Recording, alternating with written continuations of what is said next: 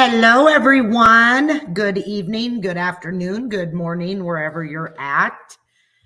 I know Punksy's in here. How are you, Punksy? Did you ever get done what you were wanting to do, Punks?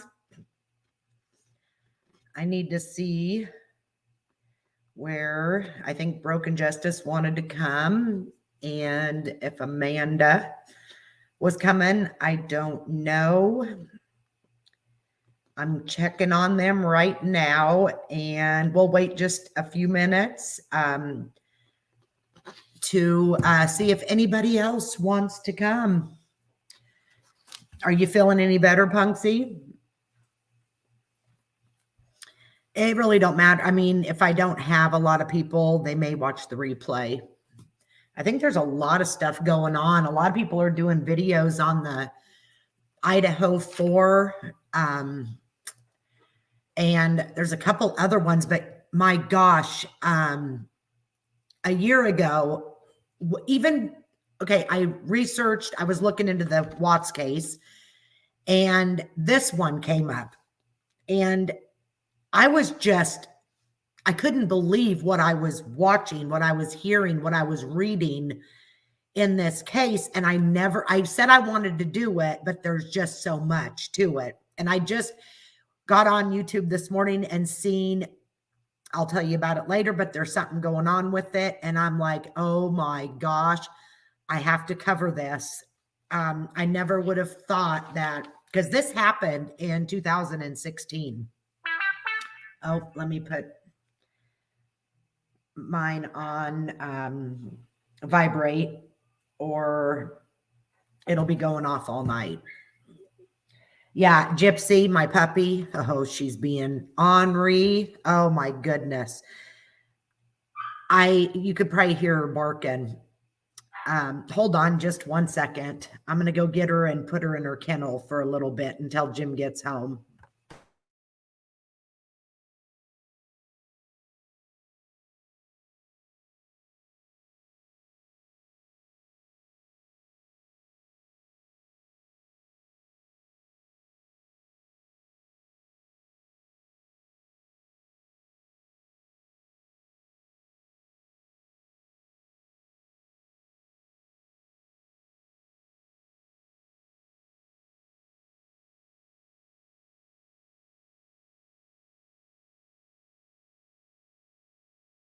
Okay, sorry about that. I just put her in the bedroom.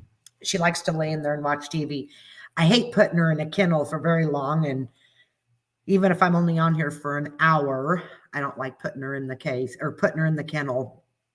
Anyways, is anybody else here? Nope, just Punksy. Okay, well, I guess we can get started then. So I take it you watched a little bit on this, Punksy. I wish I would have started this sooner and told you about it, because there is so much, but I seen it this morning. I'm like, nope, I got to do it tonight. So I just scheduled it this morning. Anyways, Austin Harrouff from Jupiter, Florida. He was born on December 21st, 1996. So he's only 5 years younger than my daughter. That's crazy. He was born to Mina and Wade Harrouff. He's got a younger sister, I believe she's a year or two younger than him, named Haley. And when he was about 13 years old, his mom and dad got divorced. And we all know anybody that has been where their parents are divorced, it's very struggling. It is hard on a kid, especially at the age of 13. His mom and dad lived close together in walking distance. So he didn't get a whole, really good along with his dad until he was like 14, 15, whatever. He thought his dad was weird. His dad's a dentist.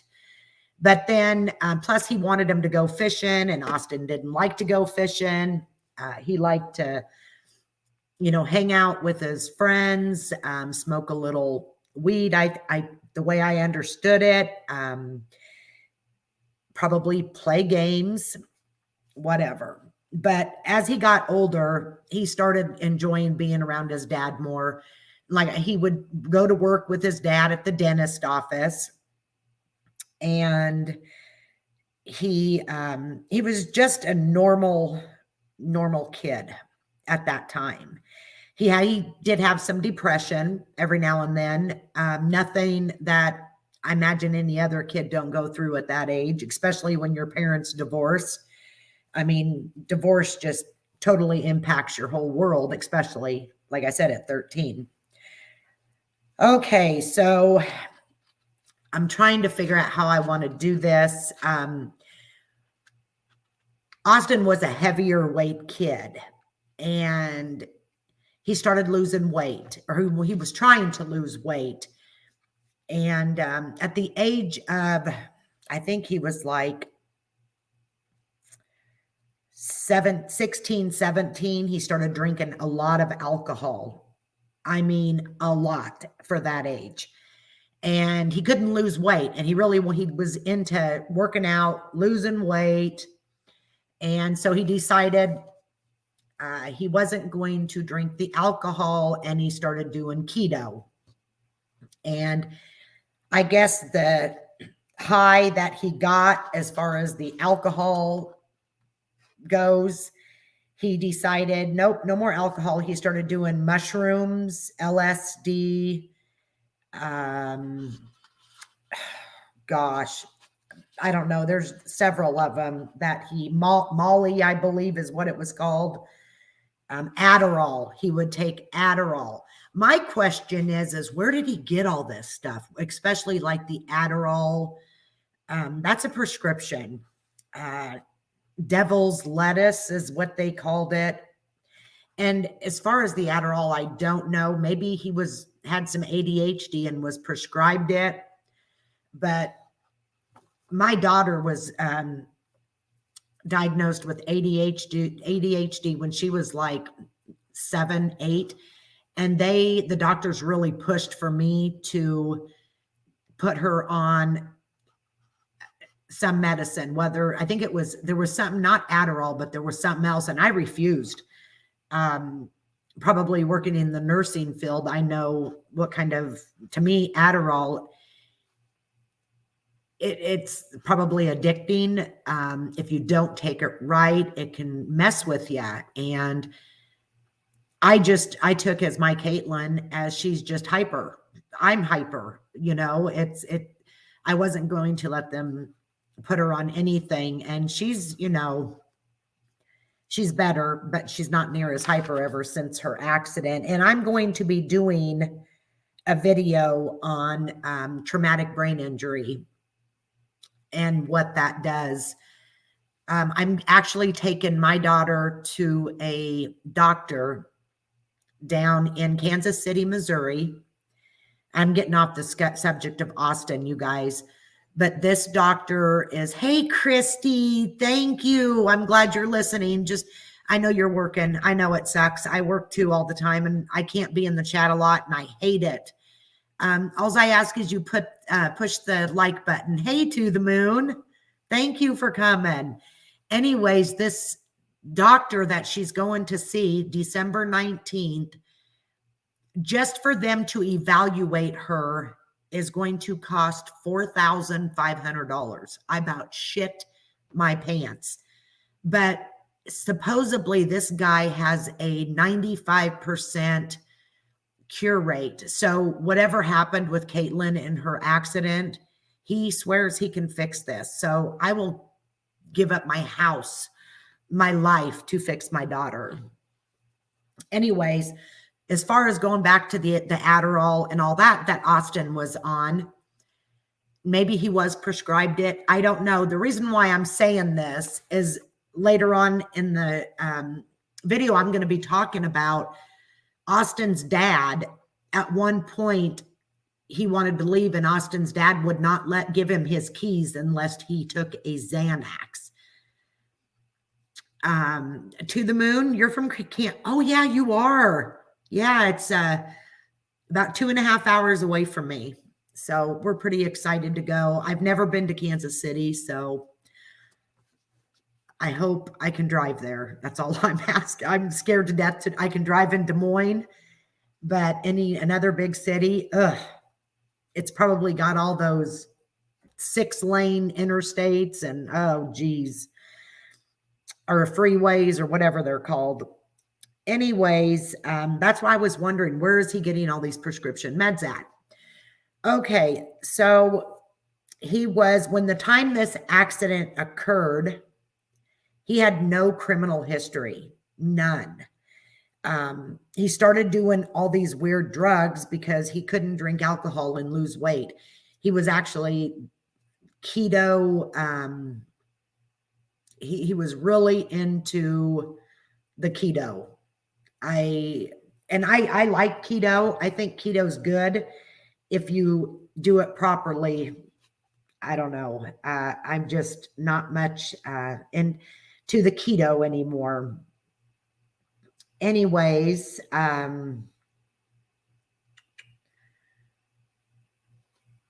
me go to this real quick because there was something I want to show you guys here. I don't know what to think about this kid. I honestly, I don't. He's definitely got some issues. I'll go back to that. Anyways, he started drinking. He quit drinking and started doing the mushrooms, Adderall, devil's lettuce. I've never heard of any of these other than I've heard of Adderall and I've heard of LSD. But the mushrooms, I don't know, devil's lettuce, mollies, I don't know. He was depressed, but nothing bad. As of July 2016, he started he wanted to become popular. He wanted to become some popular rapper. And at this time, he actually started seeing, Punksy, this, I don't know if you've seen this. Devil's lettuce is weed. Oh, well, he done weed. And I guess to me, that's not like a drug like your LSD and mushrooms and stuff like that. I guess I didn't know it was weed. But yeah, he did a lot of weed. The night that this happened, he was actually at a friend's house and they did a bunch of weed, but he did not. He said he didn't want to do it that night. Anyways, he wanted to become this popular rapper. He called himself Osty Frosty. And oh boy. Then he started going in. He wanted to be like Martin Luther King and do Black Lives Matter. And then he started, seeing all these different ghosts. Demons is what he would call them. I don't know. He had, when he was younger, he had what you call sleep paralysis. And I don't know if any of you guys have ever had that happen to you, where you're literally awake and, well, you're asleep, but you feel like you're awake, but like you can't move. That has happened to me before. I never really understood it. I just thought I was in a dream that I couldn't move. Have any of you guys ever had sleep paralysis? Let me know if you have, because that's it's scary. Very scary. Hold on here. I want to pull this up real quick, guys.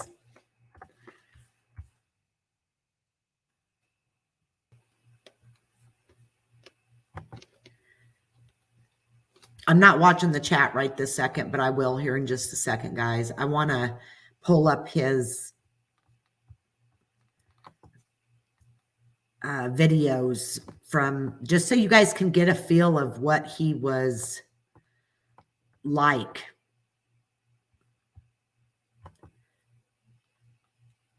Okay, now I gotta. What's up, guys? Hold on, I gotta go back to StreamYard. I am not good with sharing my screen yet, guys. I'm getting there. Okay, Hey, Audrey, thank you so much for being here. Have you ever heard of this case, Austin Harrouff? He was from Jupiter, Florida. And I've been watching this case for the past year, and finally today, something come about it, and I had to do this. Okay.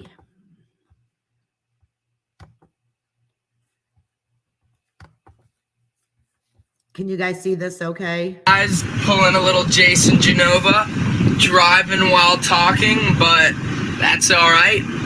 Anyway, I'm going to talk to you about why I don't do steroids. And the reason is I don't want to, you know? I don't feel like it'd be beneficial for me to do steroids, you know? It just wouldn't, because it damages my health. I feel like I have to depend on it every day. That's a life not worth living for me, you know? I figure it like this. Why not just be comfortable being lean, looking and being healthy? That's what makes me satisfied. I'm not saying that steroids are bad. If you want to do them, go right ahead, man. But I'm just saying this. Appreciate your fitness, your muscles. Stay at it, man. Stay at it. I want to show you guys everything. A different one here, because I can't. I've got a lot of problems with this guy. I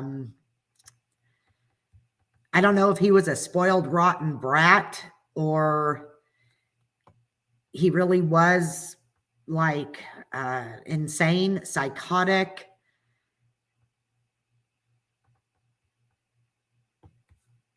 Yeah. Hello, ladies and gentlemen. I'm about to perform Hound Dog by Elvis Esquire Presley. You know, the king. All right, thank you very much. Hey, Ginger, how are you? Yes, he is, Punksy. You ain't nothing but a hound dog, crying all the time. You ain't nothing but a hound dog, crying all the time. Well, you ain't never caught a rabbit and you ain't no friend of mine. Well, they said you was high class, but that was just a lie. Well, okay, that's enough. Yeah, I actually was, I mean, he could have done something with his life. He actually sang good if he was trying, you know what I mean? But obviously he didn't want to try too hard. So on Monday, August 15th, 2016, this is the night that this happened. And thank you, Ginger. I appreciate you so much. And he come home and he put on a Falcons jersey. And when he did that, he was walking to his dad's, and he said he's seen ghosts. He's seen dark spirits with white evil faces. Exactly, to the moon. That it's freaking crazy. And Punksy, Elvis is rolling in his grave. Anyways, I mean, you know, like when you've got Chris Watts, you've got Austin Harrouff, there's so many other that say that they feel like something dark took over them. It makes you wonder, were they possessed? I believe in that shit. I've got a friend that had something in her house and it took over her, and she became an alcoholic. She never drank anything prior to that. She left her husband and didn't know why. She left her kids. She didn't know why. It's so freaking scary. Anyways, he put on that Falcon jersey and he thought he was a dog. No shit, you guys. He thought he was a dog. And he went to the beach after that and just ran like a dog, he said. And he went back to his dad's, And that's when he was acting really wigged out. So his dad said, "You're not getting your keys until you take a Xanax." Now, whether he was prescribed this Xanax, I don't know. I would like to know that though. Well, he said no, he wasn't going to take it. So he got up on his dad's car and started jumping up and down. 19 years old, started jumping up and down on his dad's car until he gave him his keys. So I guess his dad said, screw it, and gave him the keys. Now, at this point in time, you guys, if I had a child acting like this at the age of 13, I would be getting them some serious help. I mean, I would. There's a lot of things that this kid has some mental issues, you've got to admit. Why did they not give him help? It's just so frustrating. That's why I think people need to talk about this kind of stuff because, you know, life's hard, especially it is for adults. Can you imagine what it is for kids? So anyways, that's when he went back to his frat friend. It's a fraternal friend, and they smoked weed, but Austin didn't want to. So his friend said, but he was acting really weird. He said he was talking that he felt godly. He felt like God. Hey, Johnny, how are you? I can only imagine to the moon. I could not, I don't know, man. But he did. He told all his friends he felt like God. And he left to go eat with his dad and his friend Sam and his dad's girlfriend. And they got to the restaurant and he left. He just left. And it must have been such short distance because he walked right to his mom's house. And when he left the restaurant, he walked to his mom's house. And you guys are, this is so gross. He was thirsty. He went and grabbed cooking oil and started drinking it. Ugh. He drank the cooking oil, went back to the restaurant, went back to the restaurant, and he about hit his dad. And he took off out of the restaurant screaming and started running down a road. And he said he's seen like demons again that were after him, and he got scared. So he ran to the nearest garage with a light on, and that is where John and Michelle, they were in their garage watching a game, drinking a few beers like they did every night. And you guys, this part, it's just so bad. He heard her screaming, so he grabbed his knife that his father bought him the day before. He took that knife out and started stabbing her, started stabbing John. The neighbor, Jeff, heard the screaming. He ran over to their house, which was John Stevens and Michelle Mishcon. And when he got there, Austin looked at him and said, "You want no part of this. Get out of here. You don't want me. You don't want this." And he went after Jeff, the neighbor. Jeff ran across back to his house. He did not know that Austin had stabbed him. Now I'm going to play the 911 call from Jeff, which is the neighbor, and from his mother. I just want you guys to hear this. Let's see which one. Let me see which one this is. And it'll just be the,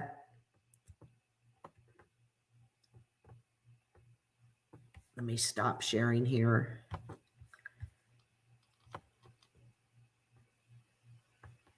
I gotta find it.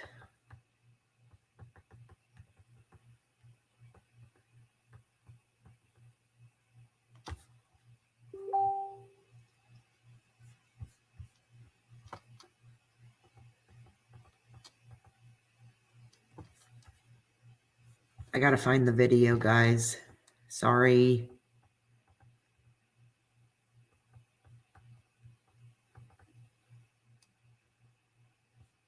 I don't know where the heck it went. Okay, here we go.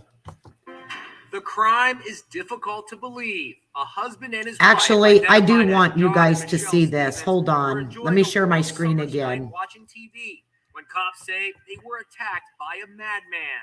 Hold John on. and Michelle Stevens spent most nights in I got to share my screen again because I want you guys to see this.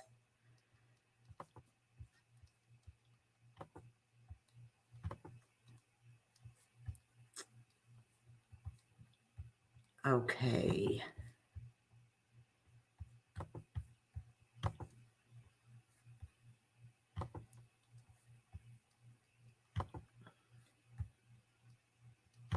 which they kept open so that they could talk to the neighbors who stopped by to say Can you hello. hear that They okay? were killed, police say, by this 19-year-old frat boy, Austin Harrouff. Wait a minute. There we go. Let's start over. A husband and his wife, identified as John and Michelle Stevens, were enjoying a warm summer's night watching TV when cops say they were attacked by a madman. John and Michelle Stevens spent most nights in their garage, which they kept open so that they could talk to the neighbors who stopped by to say hello. They were killed, police say, by this 19-year-old frat boy, Austin Harrouff. Police and medical. Young man beating up a woman. This is Jeff, the neighbor. A desperate neighbor who tried to help called 911. Are either of them injured? Can you tell from where you are? Yes, there's a girl laying on the ground. He beat her up. I ran over there. I'm bleeding profusely here at the moment. Okay. I don't know what happened. Can you tell if she's conscious? No, it does not appear so, no.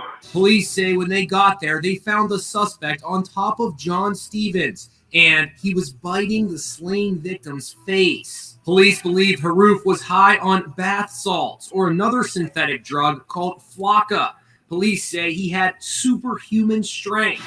It took 4 cops, a stun gun, and a canine dog to pull him off Stevens. Harrouff was a sophomore at Florida State University. In high school, he was on the football and wrestling teams.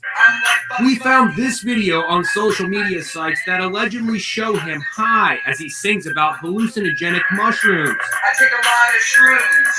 I do a lot of stuff that I shouldn't do. In another video, he denounces the use of steroids. Why Yeah. not just be comfortable being lean? We've already, anyways, I'll tell you what law enforcement said. When they got there, Austin was on John, literally tearing his face off with his mouth and spitting out the flesh, and then would go to the chest. And they said that it took 4 law enforcement, and they could not get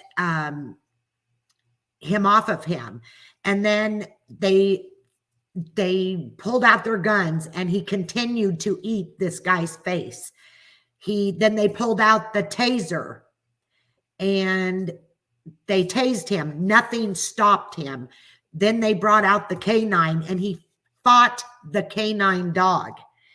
And law enforcement said they did not shoot him because at this point, John had yelled when they first got there, screamed. He was in so much pain, and they thought he was still alive at that time. Oh, can you imagine, you guys? I just could not imagine. Now let's listen to the 911 call from his mother when he took off from her house after drinking the cooking oil. Police Department, Launch Recorded. This is Chrissy.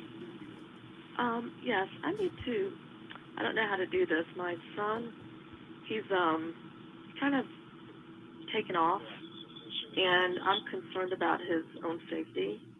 How old is he? Acting a little strange. 19. Does he live with you? Can you guys hear that okay?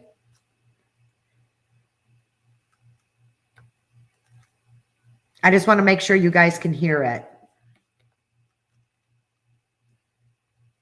So let me know. Yes. Okay, what do you mean acting strange? It seems like he's a little delusional. Okay, thank you. Like he's acting like. Does he have a history of that or anything? No, this is just like recent change, Mm-hmm. and that we're noticing. And he was out to dinner with his dad today, and he took off.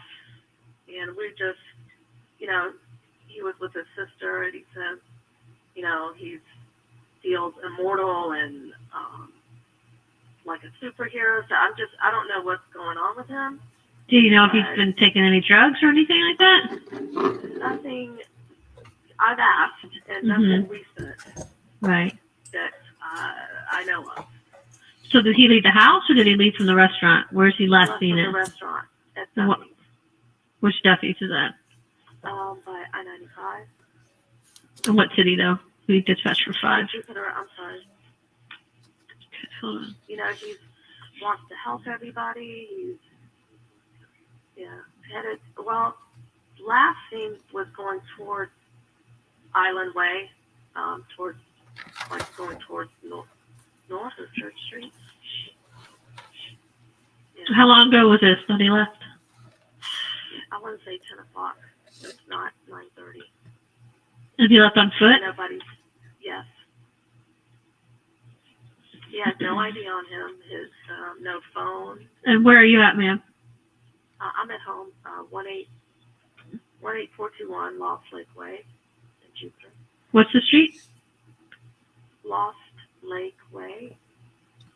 And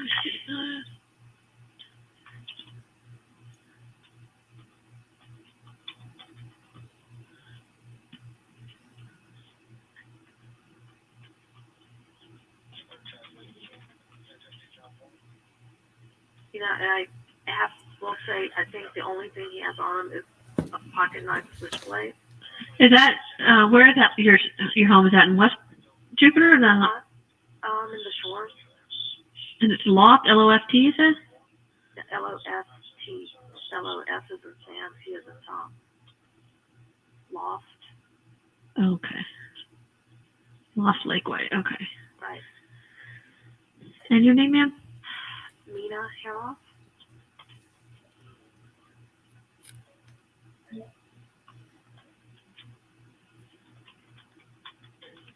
What's your callback number? 561-745-1862.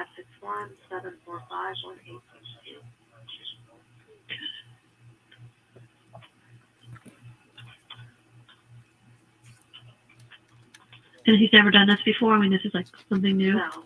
This is just, his friends, I'm calling all his friends, and they're like, it's just, he's changed. Mm-hmm. Okay. Is he white, black, or Hispanic male? He's white. He's got brownish, brown hair, light brown hair. He's wearing white shorts, and he had a blue polo on, if he's wearing it. And a red hat. Make America great again. Okay. What's his name? Austin. Middle name or initial? K. Spell the last name for me. Harrouff like drink. And his date of birth. 12/21/96.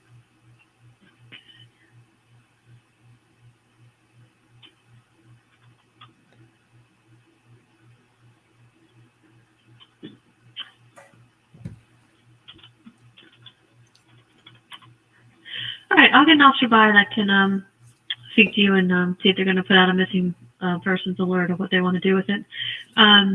Do you have no idea where he might have went or anything? I have no clue. Okay. No clue. Does he have any weapons that own or anything like that he would have on him or anything? Pocket knife or anything like that?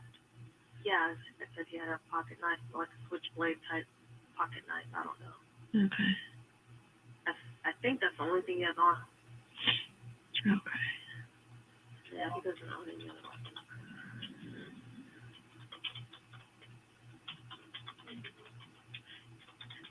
You said he left towards Island Way, and that was around 10 o'clock? I want to say 9:30, 10, yeah. Okay. All right, I'll get somebody by there for you, okay? Great, thank you. That there, I don't know it, but he kept saying he felt like God. He felt like he had Superman strength. And also, after it was all said and done, he had his pocket knife that his dad just bought him. Plus, there was a machete of John, the owner, the victim, in Michelle's house. And he grabbed the machete and and we're going to listen to, there's so much with this. I wish I would have had more time, but if somebody else wants to do this case with me again and go deeper, I would love to, because the mental illness in this, and like I said, there's so much mental illness out there. This poor kid definitely had a psychotic episode. And like I said, when he was 13, his mom and dad got divorced. He had a little bit of depression.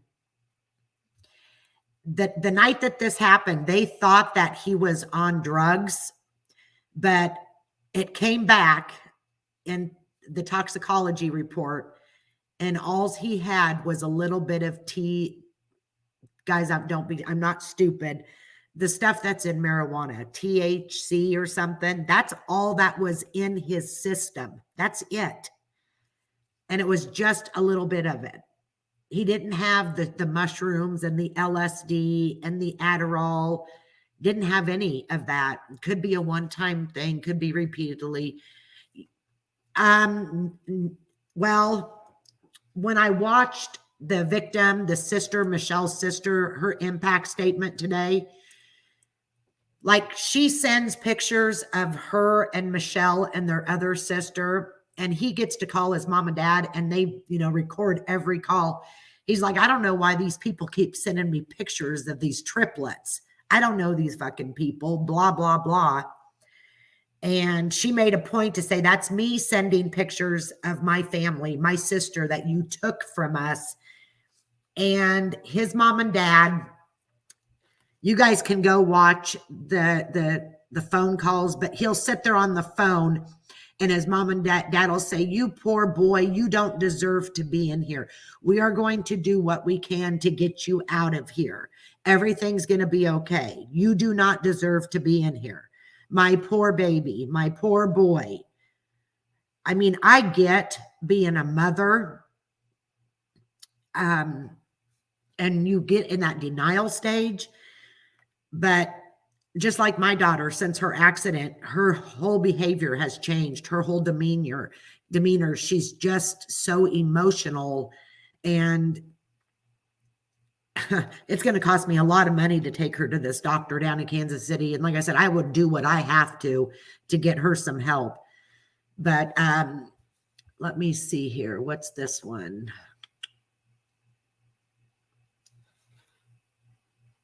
Okay, hold on. I'm going to share my screen because I want you guys to see this too.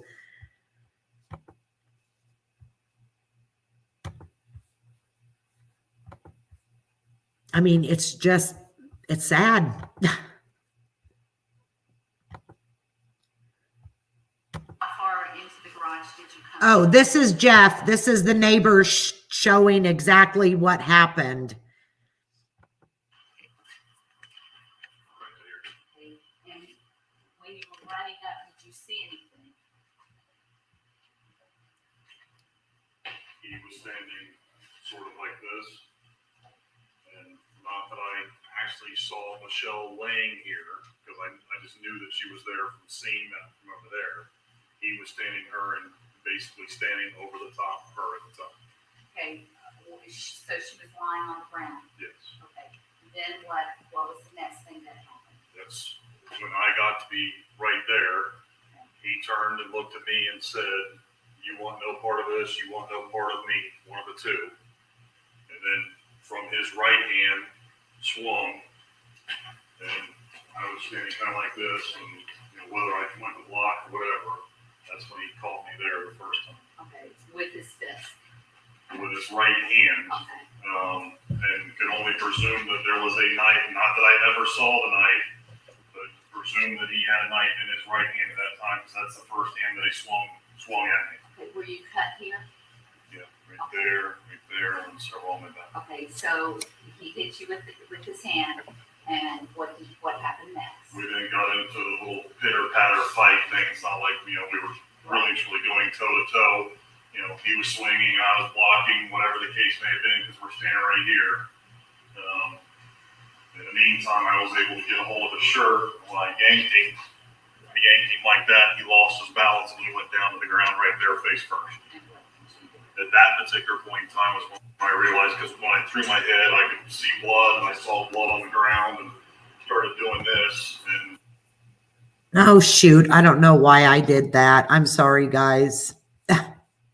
Oh, it's going to be an ad. Here, we'll go to, what's this one? He was just talking pretty much what I had already said. That's the 9. Oh, dang it. Why did I get on my Facebook? Yeah, I want you guys to see the Dr. Phil. Hold on a minute.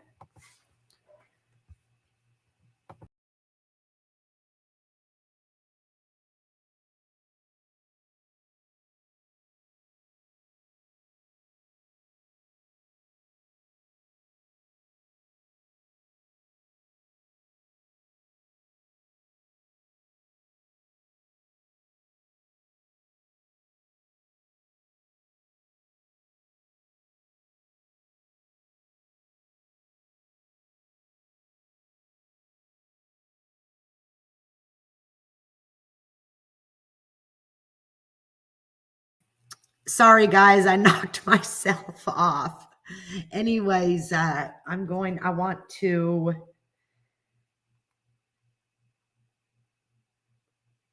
show I gotta find it here.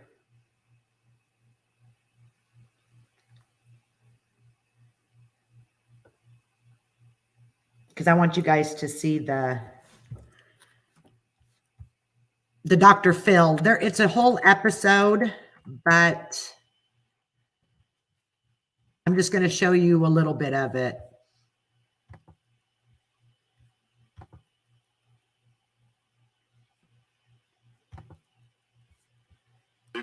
Seeing a dog at what? Okay. Saving a dog. Let me get on here.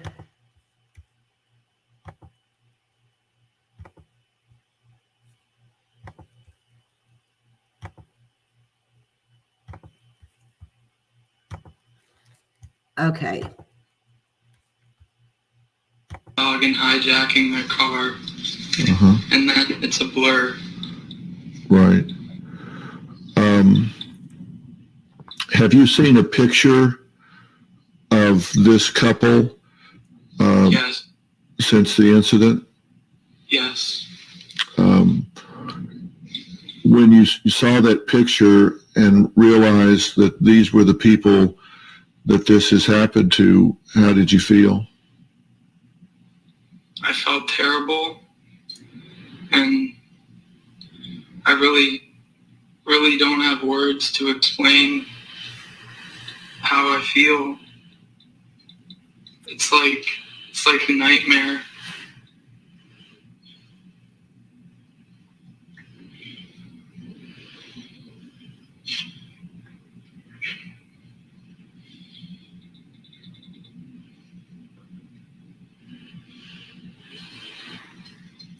Is it hard for you to imagine that you did this to these two people? Yeah. It's the hardest thing I've ever gone through, or I never imagined that this would ever happen. And I'm deeply sorry to the family that was affected. like this never happens again. I didn't ever want to consciously do something like this, or I never planned it. I didn't want to do it. And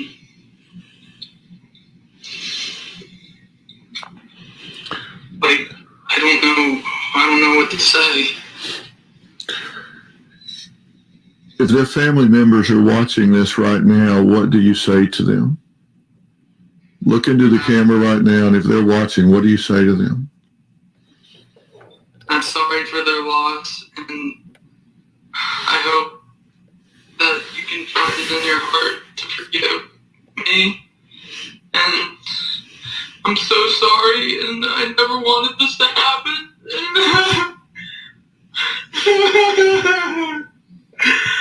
I'm so sorry. This right here, you guys, it makes me, as a mother, I don't know. I think he belongs where he need. I don't know. It's just also terrible. Sorry.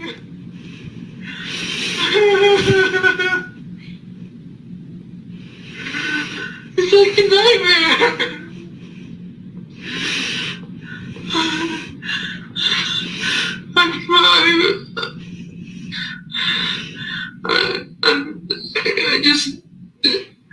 I just don't know how to say. I don't know how to put it into words.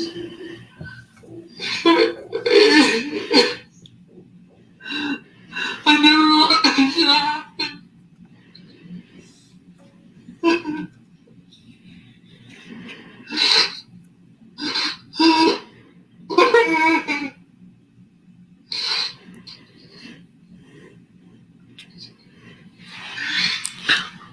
Austin, are you ashamed of what you did?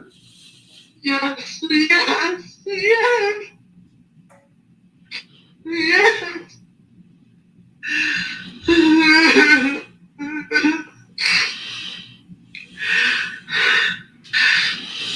I just wanted to let them know that I'm sorry. I can imagine how it must feel to lose such a close relative. And it was what happened to me. I wouldn't know what to do, and I would be so sad.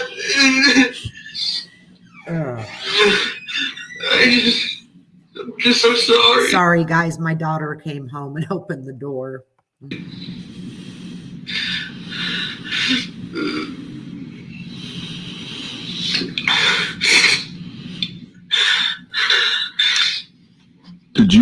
Did you leave that restaurant wanting to hurt anyone? No. Why did you do it? I don't know. If I knew, I would tell you. Do you think What? Do you think you're mentally ill? I guess so. I didn't know, though. Did you want to hurt and stab the neighbor that came running over? No, I didn't have any memory of that. I only remember him yelling at me. Well, the report is that you severely wounded him and stabbed him multiple times, and he's critically wounded. And he heroically tried to save those people.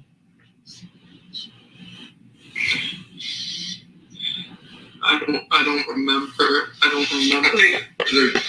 From what I hear, Dr. Phil, he was slashed the liquor bottle, broken liquor bottle, and he wasn't critically wounded. I'm pretty sure it wasn't critical. That is the dad. And he did stab that neighbor pretty good. And now you've got the dad saying, well, he wasn't critically wounded. That's what I'm saying. These parents need a little bit of tough love and quit. I don't even know the word I want to say. Quit making it any less than what it is. I mean, this kid, he killed 2 people, and critically injured the neighbor. And the dad, I'll finish it. I don't know. Say he was severely wounded. Yeah. I don't remember fighting him or stabbing him. It was all across the back. Right. I don't remember how my hands got like this. Mm-hmm. Well, we certainly don't mean to minimize or trivialize the injuries that happened to him, because he certainly was just trying to help. Yeah. And I'm certain that you're sorry for that. Yeah, I am deeply sorry for him. Mm-hmm.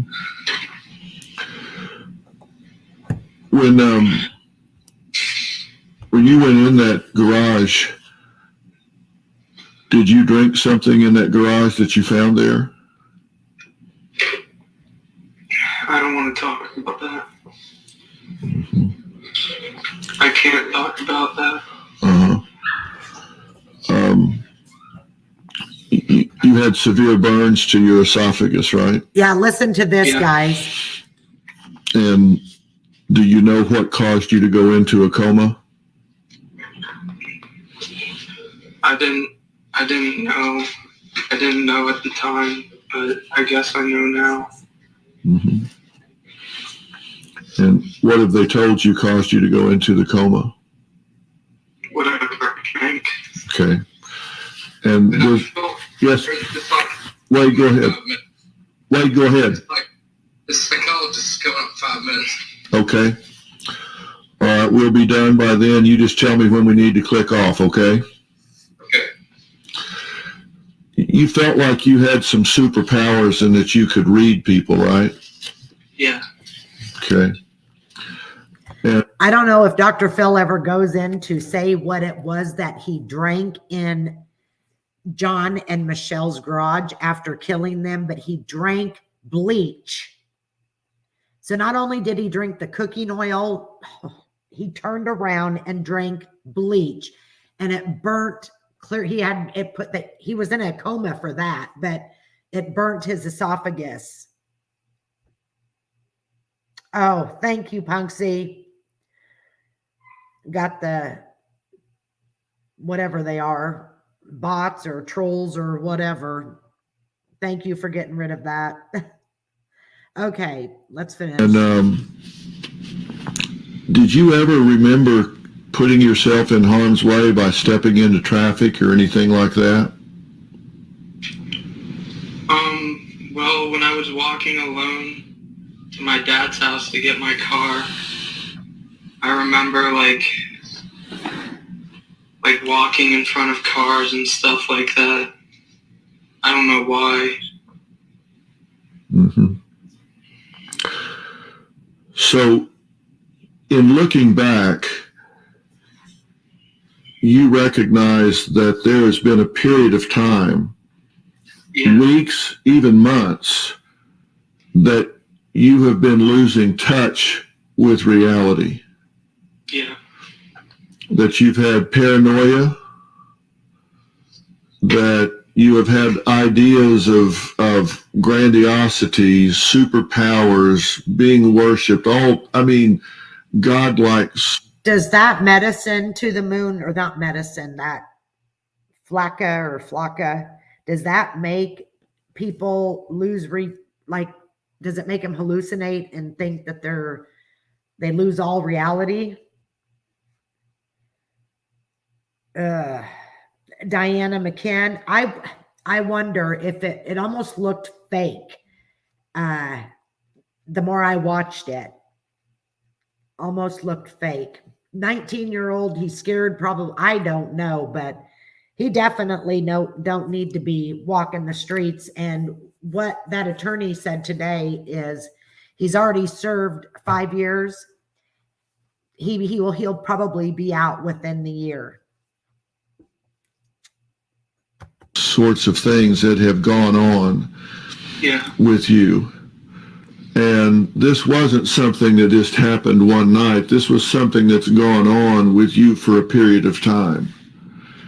Yeah, I guess so. And should the courts decide that you were in need of treatment, that would be something that you would lean into. You recognize that you need help and treatment, correct? Yes. You wouldn't resist that, whether it was neurology in terms of your brain, psychological treatment. I wouldn't resist that. And you know that your dad and I are working very hard to get the proper diagnosis here, because putting you in a cage and sitting you over in a corner is not going to heal what ails you. We need to find this out. Yeah. And that doesn't mean that we're trying to excuse or trivialize the horrific things that happened to the people that got caught up in this. Yeah. We're not trying to trivialize that, but by the same token, we don't want to throw your life away either. Yeah. Your dad and I are going to work very hard to get to the bottom of this, and I've pledged that to him, and he's pledged it to you. And all right, so you keep hanging in there, and we're going to keep looking for answers here. Okay.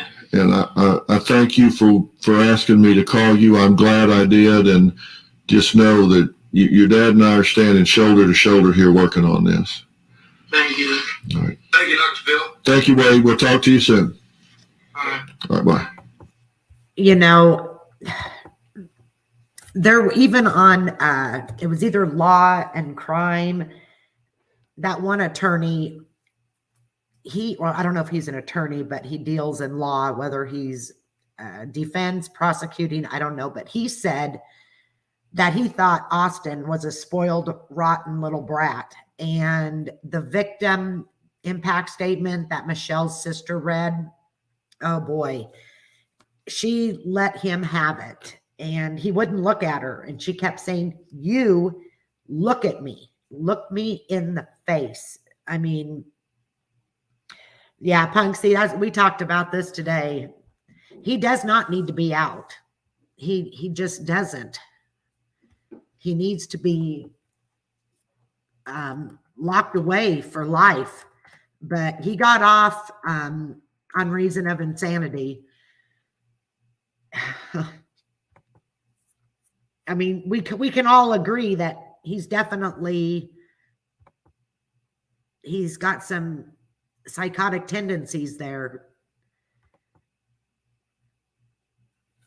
I mean, I would say it makes, yeah, Alexis Blackheart said that she would like to know more about his childhood. Me too. I would love to know more about his childhood. It makes you wonder, you know, with Caitlin and the traumatic brain injury, I've worked in nursing my whole life, and I had no idea that a traumatic brain injury can change somebody. Now, Caitlin's not this way. Oh, thank God. But she went from being, and I'm going to do a whole video on this. She went from being this very outgoing social butterfly into sports, everything. And once her accident happened, she's a senior, and she didn't even go to her senior homecoming dance. She didn't go to her junior prom last year. She doesn't do any of that. She just doesn't want to be around people. It's awful. It's just awful. And it's taken a toll on me too. You know, it's just, that's why I'm saying I will do whatever I can to help my daughter. Okay, now this is what we're going to watch now is this. This is Michelle's sister. She's reading the... For those of you that don't know me, my name is Cindy. I wonder if, can you speed this up? Hey, right there. I want you guys to watch a little bit. We don't have to listen to it all, but she's actually an attorney too. Mishcon. I am Michelle Mishcon's sister. You can't even look at me?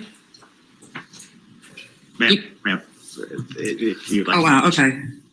I am Michelle Mishcon's sister.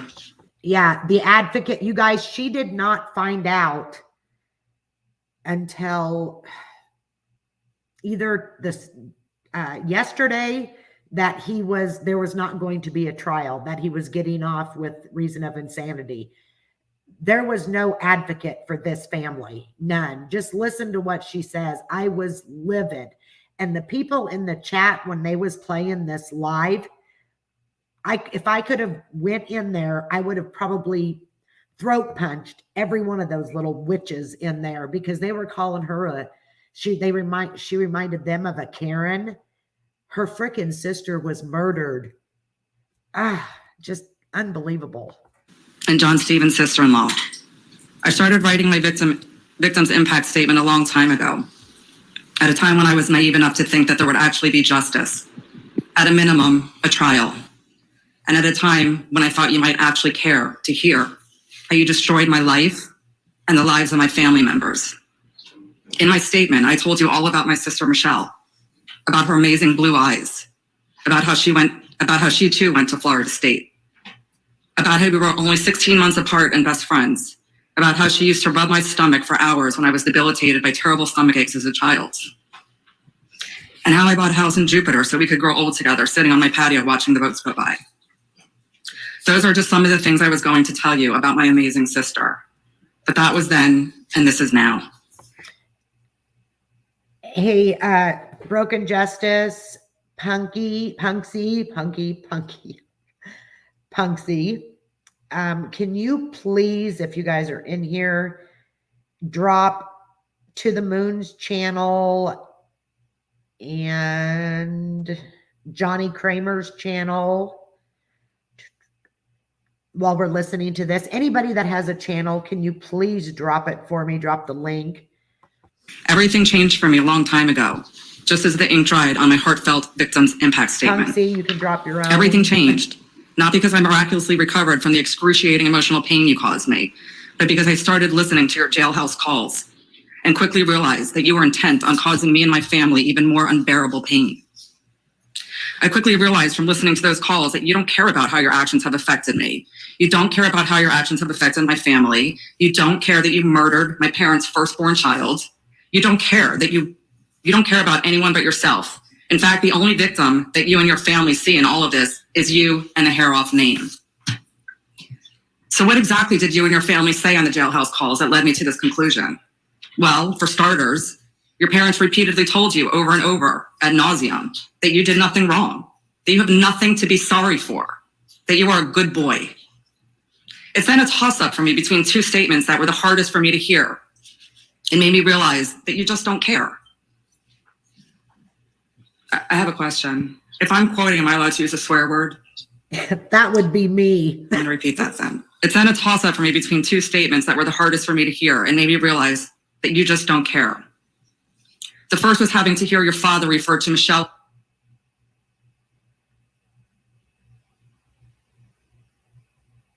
What did they do? They must have. She how was he saying celebrated the F word. and took the entire office out for drinks the day the FBI lab report came back. It didn't matter to your father that you stabbed Michelle multiple times in the back, neck, and face, that you fractured Michelle's nose, arm, and ribs, or that you knocked out her teeth. No, none of that mattered. All that mattered to you and your father was that the lab report is what the lab report meant for you and your high-priced fabricated defense, and how you could use the report to bolster the illusion or delusion that you are the victim. So what else did I hear on the jailhouse calls that made me quickly realize that you thought of yourself as the only victim in all of this? Well, in one call, you liken yourself to a POW. In another call, you liken yourself to a Holocaust survivor. And in another call, you liken yourself to an African, which I believe you're referring to a slave.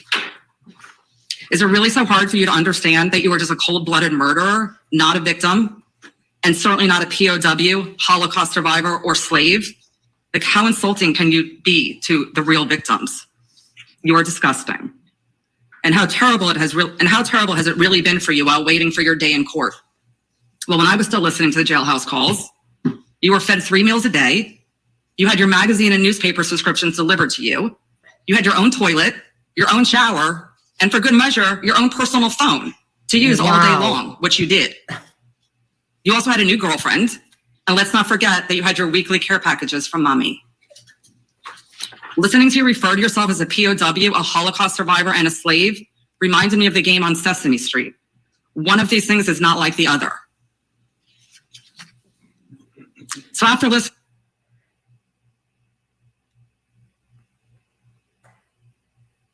I wonder why they. She must be your team is cussing. going to walk out of this courtroom and proclaim victory, that you've been fully vindicated and that you are truly the victim in all of this. And I couldn't live with myself if I didn't let the world know exactly who you really are, in your own words. Because not only did I spend hundreds of hours listening to your jailhouse calls, but I also spent countless nights going through your text messages and notes on your cell phone. So this is who you are, Austin Harrouff, in mostly your own words, and in a few instances, the words of your family members and friends, whose names I'll leave out. And again, I apologize, this is going to take a while. I'm starting on your phone about 1 year prior to the day you murdered Michelle and John. August 22nd, 2015. I drove high for the first time, smoked a friend's brother's bong. August 29th, you got kicked out of a frat party.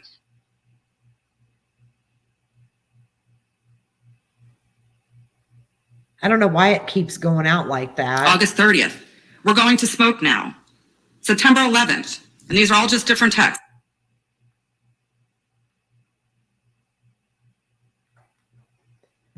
That's weird.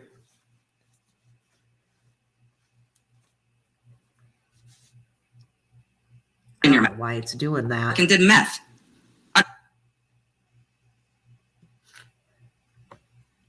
In there, that's why the audio goes out as we. Oh, okay. Lost my hat, my tennis shoes, and my muscle shirt. Snapped. You guys can go back. I don't know how I even got home. Bro, when I started drinking. You guys can go watch that. It's 31 minutes. It really, I mean, it is sad, but I agree with To the Moon and Alexis Blackheart. I would love to know what happened to him as a child. Did he, play sports, hurt himself playing football? What is it that they now say like O.J. Simpson has, and that football player that lived 45 minutes from here, he was with the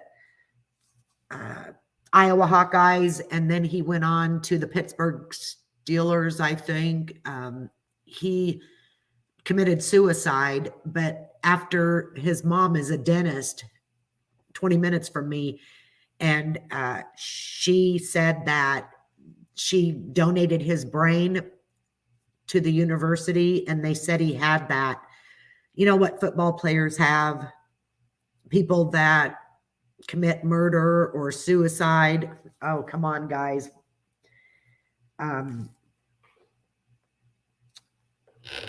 It was the drugs that did it. Don't do drugs, guys. If that'd be scary. If the drugs did this to him, I don't know. I'm going to look more into that flakka and shrooms and LSD, and that. I know marijuana didn't do that to him. Too many people do that, and it don't do that kind of stuff unless it was laced with something. It could have been laced. Lesions. Yeah, but there's actually a diagnosis. Hold on, and I'll tell you.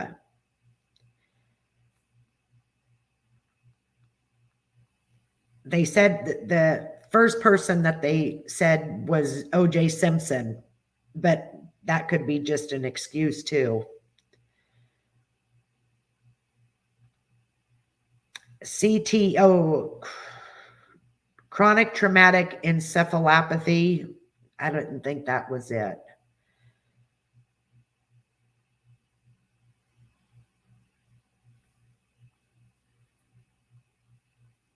Hold on. I got to figure it out. I didn't think that's what it was.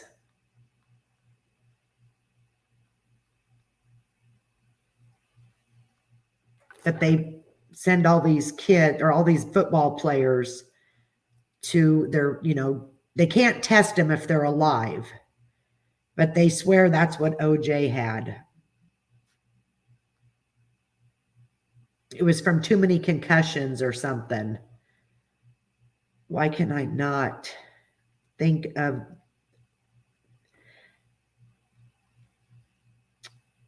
CTR? What is that? But that's, yeah, it's something like that.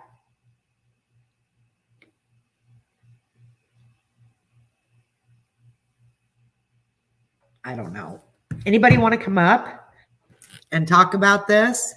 That doesn't make you a killer.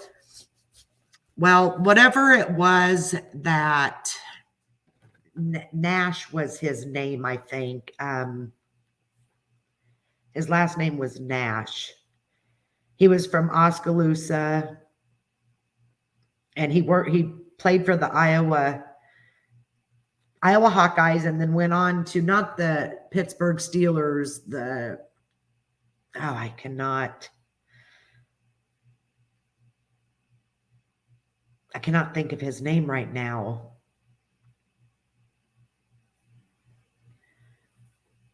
Hold on.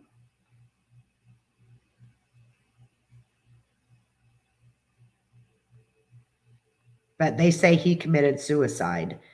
And that's his mother is, let me tell you, she is into Tyler Sash.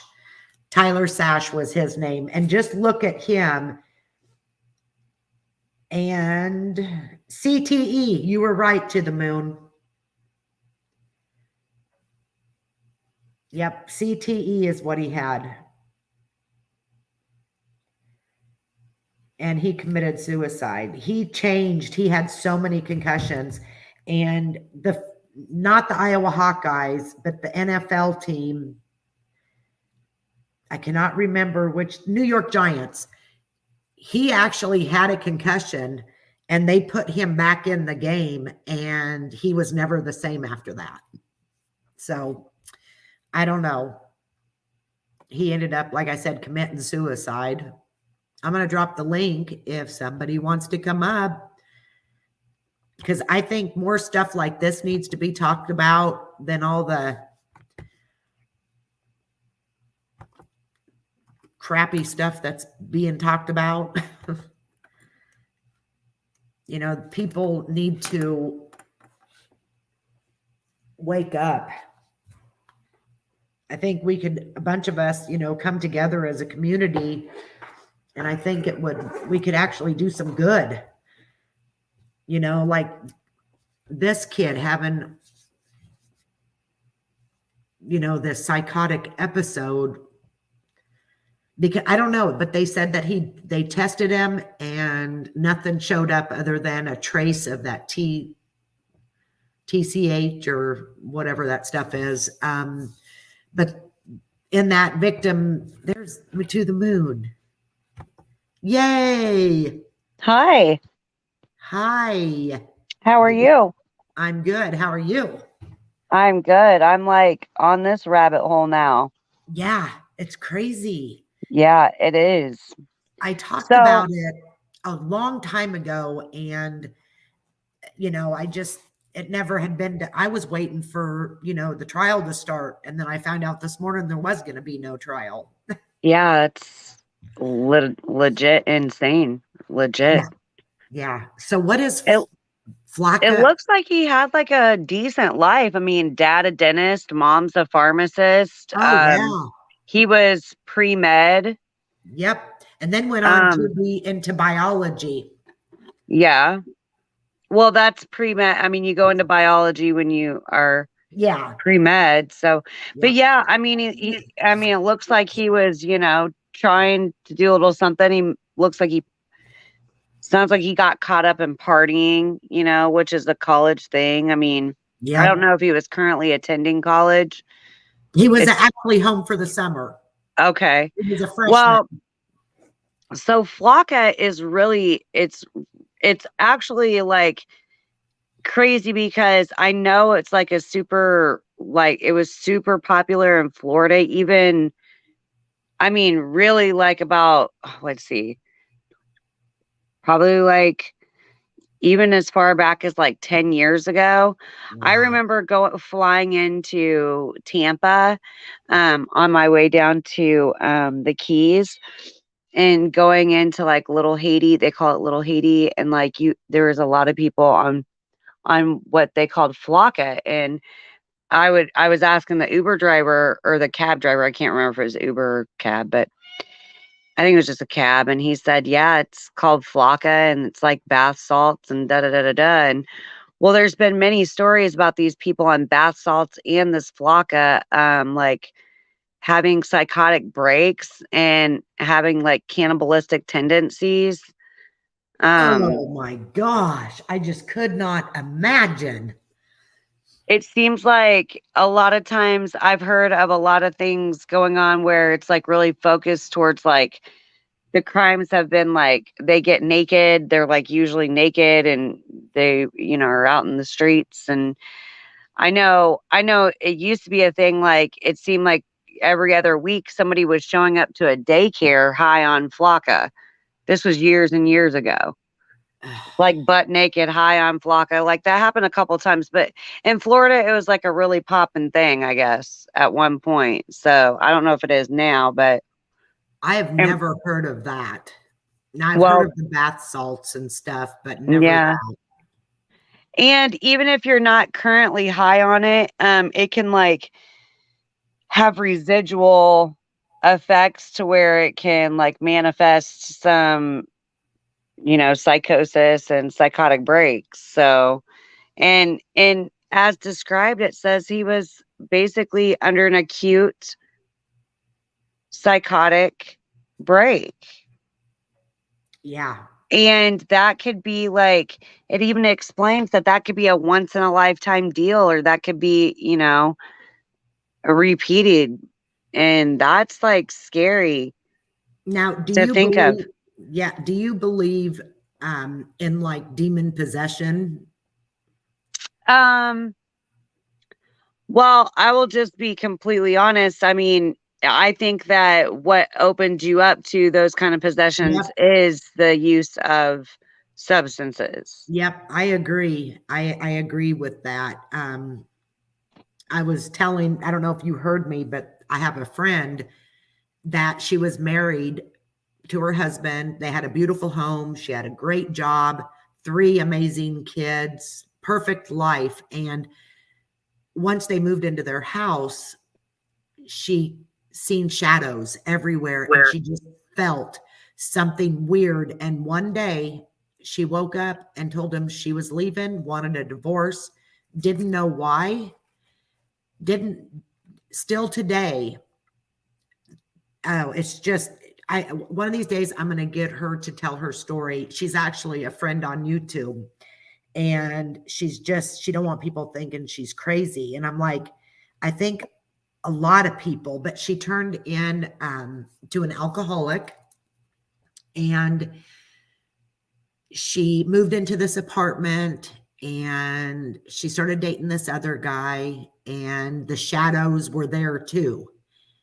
And she ended up having to leave that place. And now she lives in a totally different town in a different place.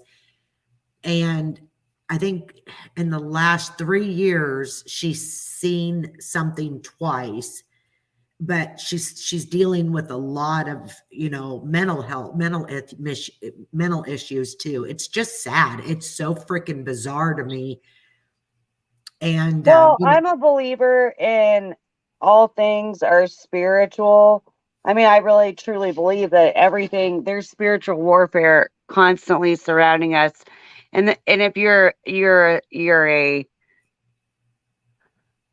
a spiritual person, I think everybody can acknowledge that there is, good and there's evil. And anything that's, you do that alters your state of mind and your state of being, that could cause you to go into some psychotic episode to where you might murder somebody. Absolutely, that's spiritual warfare. I mean, do you think Chris Watts with he said something dark? I think it's very possible. I know that I can be around dark entities, or I can spend too much time listening to a certain kind of music or being around a certain kind of person, and that can influence me greatly. That's like anything else, any kind of media that you take in, anything. So even a person, yes, if you are submerged into some kind of relationship with a person and you are completely, vexed by them and under their spell, absolutely. And I used under their spell very loosely. I don't mean that as any kind of witchery or Yeah, anything. I I'm know just what you saying, mean. if he is intoxicated with her, then he could be swallowed up by her. And I don't think that is pushed. I think she was the dark entity that entered into his presence that kind of tipped it all over. But I don't think I think Shanann was very toxic. I agree. Herself. Yeah. They were toxic together, that's for sure.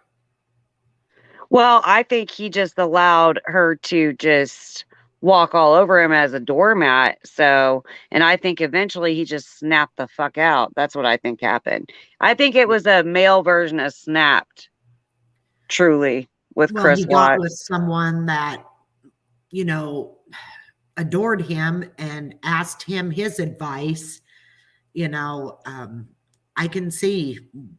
I think it happened just as he said. She said that he wasn't going to see his kids again.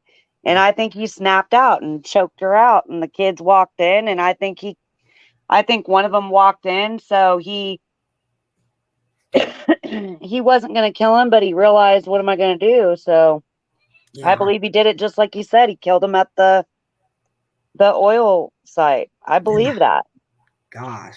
I believe that he drove, and I think that he struggled on whether he was going to kill his kids or not, and ultimately he killed his kids. Yeah. I believe everything he says about what his baby said to him and everything. Oh, yeah. I believe that Wisconsin, I think that's true. I think his Wisconsin, whatchamacallit, confession is true. Yeah. Yep. Oh, he was definitely coddled, Broken Justice. And the family did minimize. If you guys go Google his police, while he was in jail. But he was 19. I mean, this is a kid. He was 19. They've never seen anything like that from him in his life. So yeah, they're probably thinking, of course he was insane. This isn't my child. So do you blame him? I mean, seriously, when I was watching him and just like today when he was in the courthouse, he's what? He'd be 23 now, 24, and he's 25. He's 25. Okay, because he was. This happened 6 years ago. Yep, in 2016. Yeah, he just to me looks like the same young kid, and I'm at that. If that was my child, would I don't know. I would be wanting, when I started seeing things. Can I tell you something from a person that has been through a certain kind of similar situation as his parents? Yeah, because we've never been through it. So we don't know. At first, for years, you I harbored a certain kind of contempt for the victim's family. Because of course there was such different situation, but I felt like my son wasn't, guilty.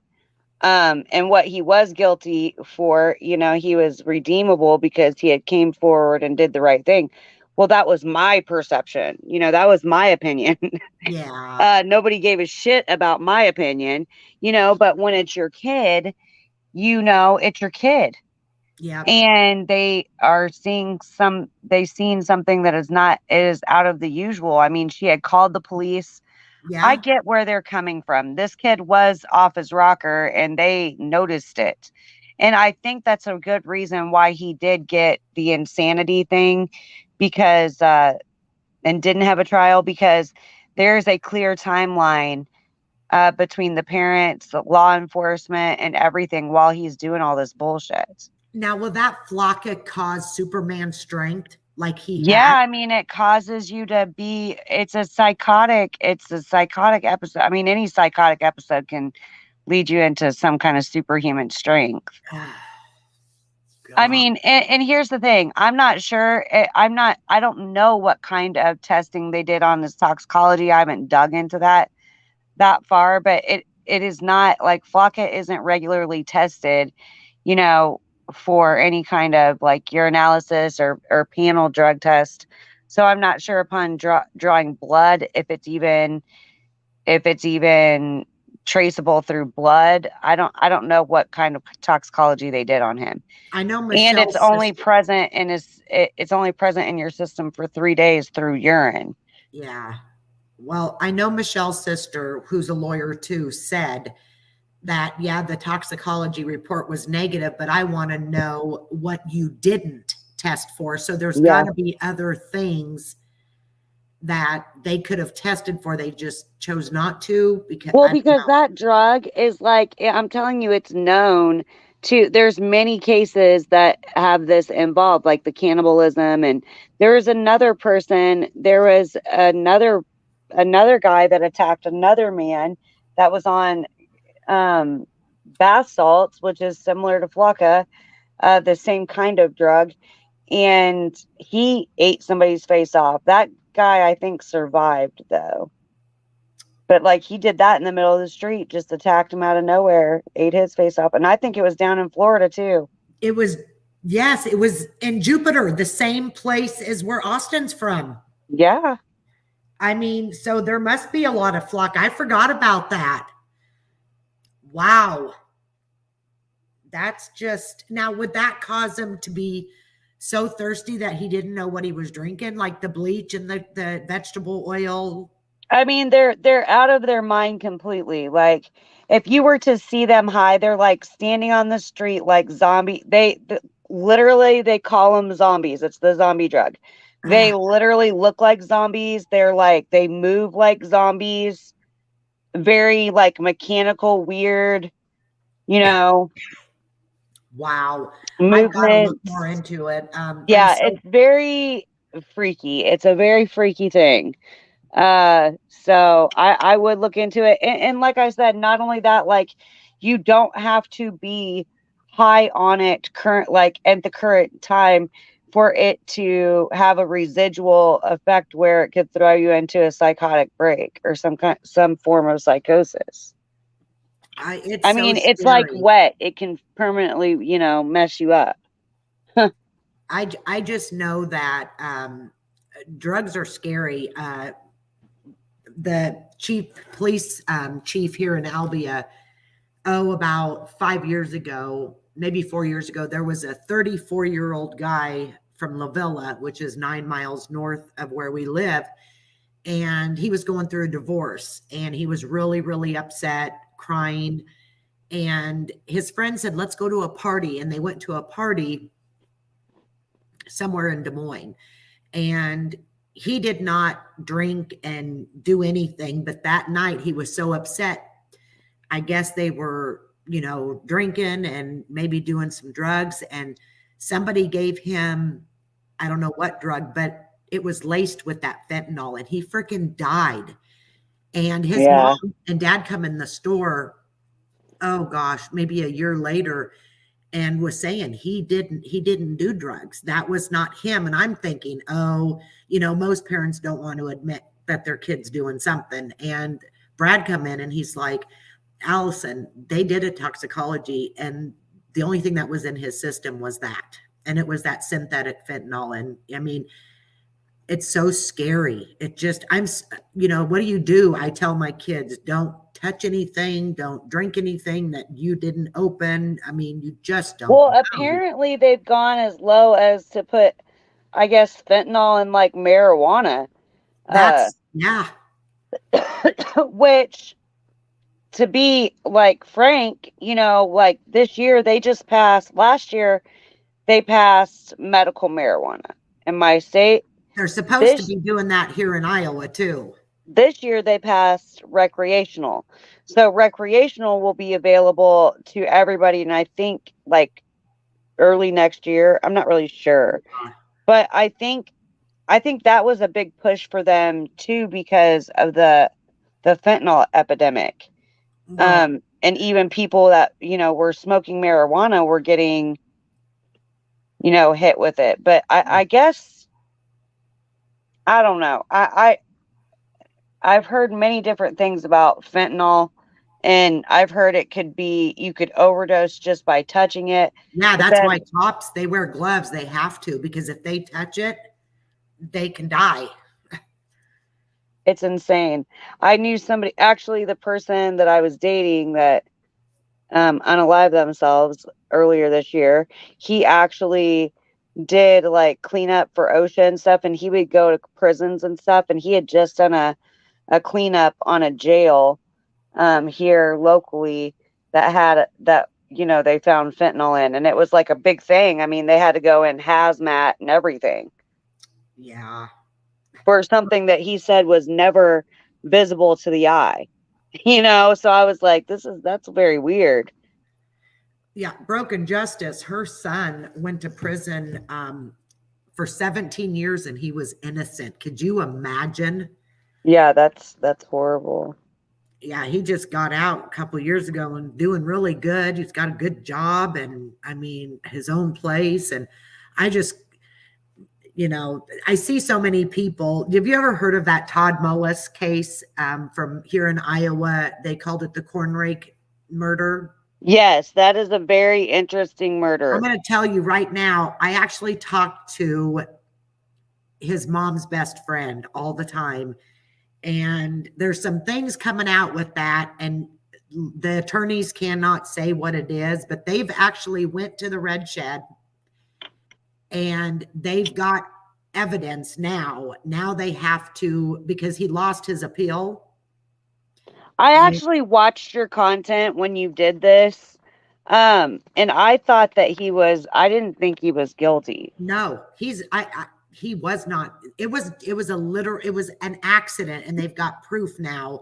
Now it's just getting the courts to see it.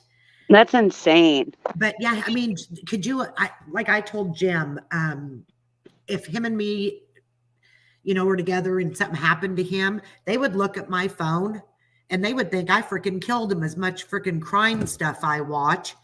Well, yeah, but the problem was with that is that she was a sussy woman. She had her mother affairs. Was my boss years ago. Yeah, well, she had a couple affairs and stuff, did she not? Yes. Yeah. So what they've deducted is that he had plenty of motive, because of her actions. You know what I mean? Yeah, because he didn't want to lose his farm, because he had made a comment, well, I'm not going to lose my farm. I've worked my whole life for this. Well, but that's how listen, we all know after, a certain amount of time in marriages, sometimes it turns into basically a business contract. Yep. So a lot of people stay married because they do not want to split their assets. They're not willing to do that. Yeah, and she looked up the wedding dresses. He sure as hell didn't look up the wedding dresses. I don't know. His whole life, he's been in there 4 years now, and his kids are living with Peggy and her husband. And it's very sad though, because, he even had his minor son as a witness, right? Yeah. Yep. He was, he went around the shed to get a drink. He was gone. Well, that stupid prosecuting attorney made it. She was a dandy. You had to have watched that, but I did watch the trial. And oh my gosh, Broken Justice, that's Flacca. I thought that was heroin or something. Oh, where they're like standing up and halfway bent over, like they're still.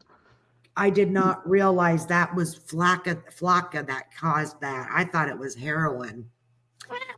Oh, but anyway, he said that he was only gone for a couple minutes. Well, where the red shed is and where the where they were at in the hog barn, he was a pretty big man at the time. There's no way he could have ran the distance. That shed was a football field long where the pigs were, where they were at, and kill her with a pitch or a corn rake and run all the way back and continue doing what he was doing. There's no way. Without his son seeing him in between. Yep. Well, they would, if he was planning on killing her, he would have had to have known the exact time she was going to go in there to get the crate. But there's no way he would have known that, because he told her, well, before you go in, if you want, you can go get that. And I guess, you know, she's a farm girl. It take, you know, even though she had the DNC done or whatever it was, she's not going to just sit back and not want to do something. Well, a DNC is not like a heavy surgery. Exactly. But it's an outpatient gig.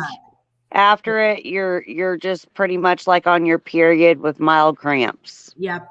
But I think right before then she had lost a lot of blood, and that's what was causing her to be so dizzy.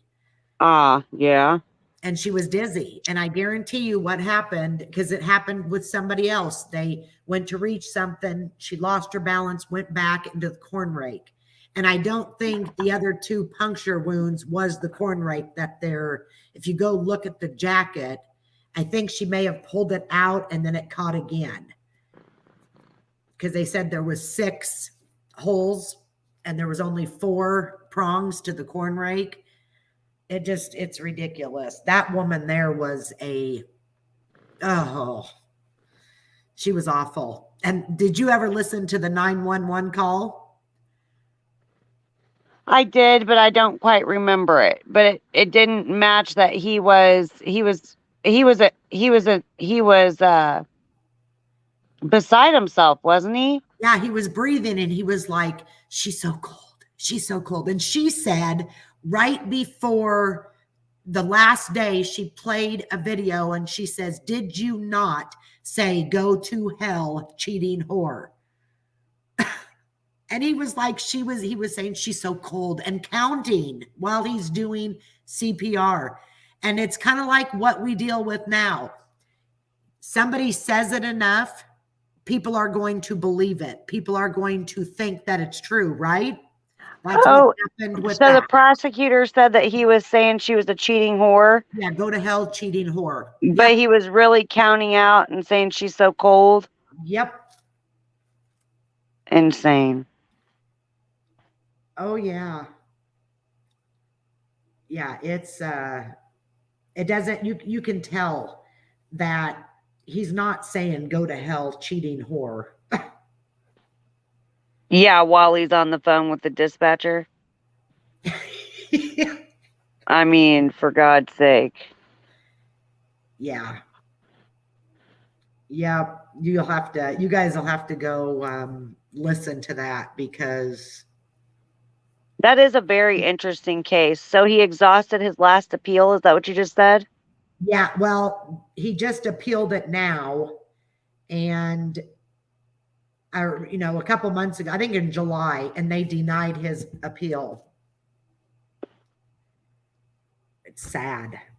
So now that he's got a whole different attorney, and I guess they're waiting to these attorneys actually went to the red shed, and they said that they've got proof that it was an accident. Now it's just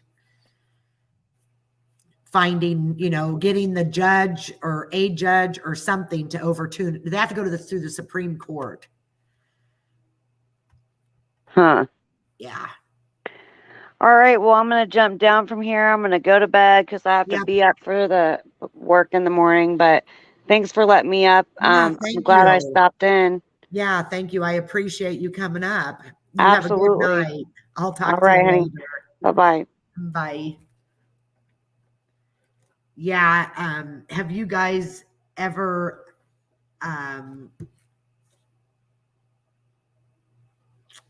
Punksy, you can go lay down. I know you're your tooth's been bothering you, so you can go to bed. I've got Broken Justice here, and I will talk to you in the morning. Thank you so much. Broken Justice, do you want to come up, or are you ready to go to bed too?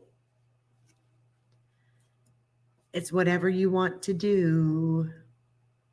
I think I'm going to go look into Flocka. That's freaking crazy. Whoops. Okay. Yeah, I never knew. I always thought that was like heroin or something, or I had no idea that's what Flocka does. Just scary. Anyways, well, I think I'm going to go ahead and get off of here. I appreciate you guys all being here. My mods, you guys are the best. And I think I'm going to go take a shower and go to bed myself. I got to work all day tomorrow. So I will talk to you guys later. Thank you guys. Good night.